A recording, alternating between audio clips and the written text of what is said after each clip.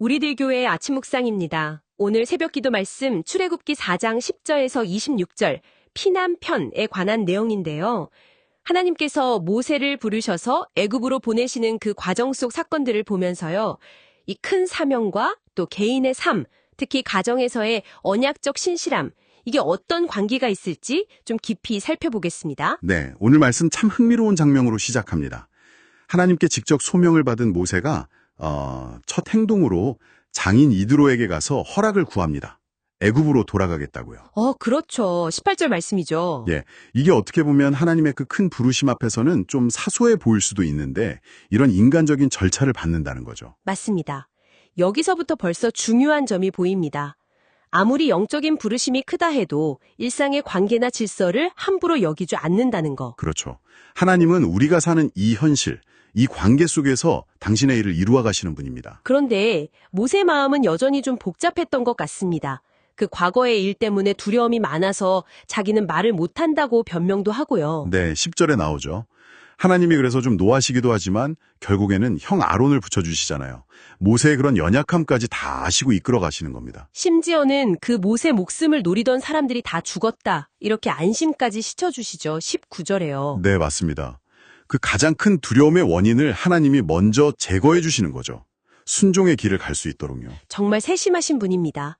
그리고 이제 모세가 가족을 데리고 길을 떠날 때 또 주목할 게 있습니다. 바로 하나님의 지팡이를 잡았다는 기록입니다. 20절이죠. 그 지팡이.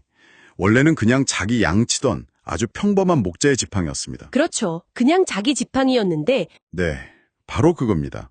하나님은 우리의 과거, 평범했던 경험, 심지어 실패했던 경험까지도 그냥 두시지 않습니다.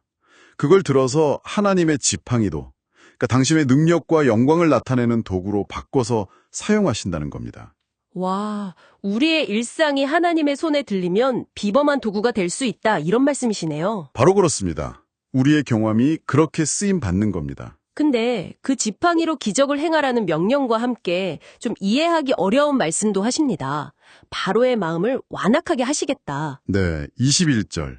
이 부분이 참 많은 분들이 궁금해하는 지점입니다.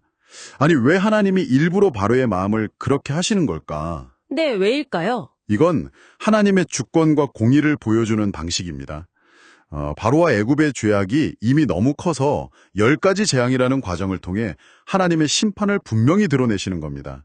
동시에 그 과정에서 자기 백성을 구원하시는 하나님의 능력도 보여주시고요. 심판과 구원. 네, 그리고 핵심 선포가 나옵니다.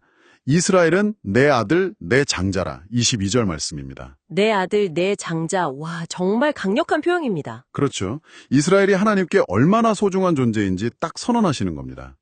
그래서 바로가 이 하나님의 장자를 내놓지 않으면 내가 너의 장자를 치겠다 이렇게 경고하시는 거죠. 이게 바로 마지막 10번째 재앙의 이유가 되는 거군요. 그렇습니다. 하나님의 백성을 함부로 대하는 것에 대한 하나님의 단호한 태도를 보여주는 겁니다. 자, 이제 모든 준비가 된 것 같았는데 길을 가던 중에 정말 충격적인 일이 벌어집니다.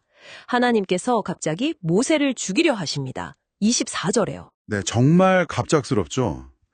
아니, 방금 사명 주시고 격려해 주시고 보내시는 길인데 왜 갑자기 죽이려 하실까? 네, 도대체 이유가 뭘까요? 그 이유가 바로 아들에게 할례를 행하지 않았기 때문입니다. 할례 문제였군요. 네, 할례는 아브라함 때부터 내려온 하나님의 언약 백성이라는 아주 중요한 표식이었습니다.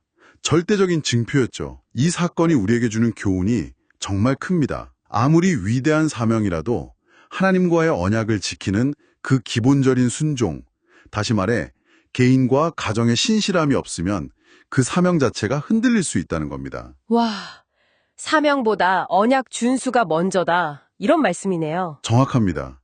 개인의 경건 생활, 말씀 순종 이런 기초가 없으면 사역은 공허해질 수 있습니다. 그때 이제 아내 십보라가 등장하죠. 네, 십보라가 아서 급하게 돌칼로 아들의 포피를 베어서 할례를 행합니다. 그리고 그 피를 모세의 발에 대면서 외치죠. 당신은 참으로 내게 피난편이로다. 피난편, 참 강렬한 표현입니다. 그렇죠. 그러자 하나님께서 모세를 놓아주십니다. 이 피가 결국 생명을 구한 겁니다. 언약의 피가 죽음에서 생명을 건져낸 거죠. 아, 이게 나중에 6월절 어린 양의 피? 또 예수님의 보혈까지 연결되는 거군요. 그렇습니다. 하나님과의 언약 관계는 이렇게 생명과 직결되는 문제입니다. 오늘 이 모세의 지팡이의 이야기와 할례 사건, 이 두 가지를 연결해보면 또 중요한 깨달음이 있는 것 같습니다. 네, 맞습니다. 그것은 바로 일상의 중요성입니다. 홍해를 가르는 그런 큰 일만 중요한 게 아니라는 거죠. 아, 매일의 삶 속에서 하나님의 말씀을 따르고 가정 안에서 언약을 지키는 것. 우리의 아주 평범해 보이는 그 일상이 바로 하나님의 지팡이가 되어야 한다는 겁니다. 우리의 말 한마디, 행동 하나하나가 하나님의 능력이 나타나는 통로가 될 수 있다는 거군요. 그렇습니다. 우리의 삶 속에서 하나님의 언약에 충실할 때 바로 그곳에서 하나님의 역사가 일어납니다. 오늘 말씀은 우리 모두에게 도전합니다.